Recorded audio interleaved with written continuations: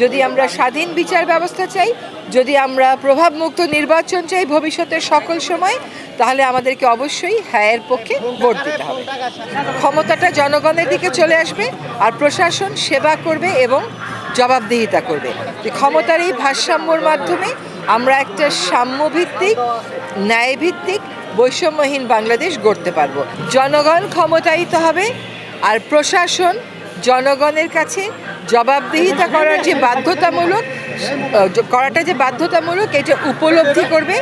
সুতরাং ক্ষমতাটা জনগণের দিকে চলে আসবে আর প্রশাসন সেবা করবে এবং জবাবদিহিতা করবে। ক্ষমতার এই ভারসাম্যর মাধ্যমে আমরা একটা সাম্যভিত্তিক, ন্যায়ভিত্তিক, বৈষম্যহীন বাংলাদেশ গড়তে পারবো। এই সুযোগ বারবার আমাদের আসবে না। সুতরাং যদি আমরা পরিবর্তন চাই, যদি আমরা সংস্কার চাই, যদি আমরা জনমুখী প্রশাসন চাই, যদি আমরা স্বাধীন বিচার ব্যবস্থা চাই, যদি আমরা প্রভাবমুক্ত নির্বাচন চাই ভবিষ্যতের সকল সময়, তাহলে আমাদেরকে অবশ্যই হ্যাঁয়ের পক্ষে ভোট দিতে হবে।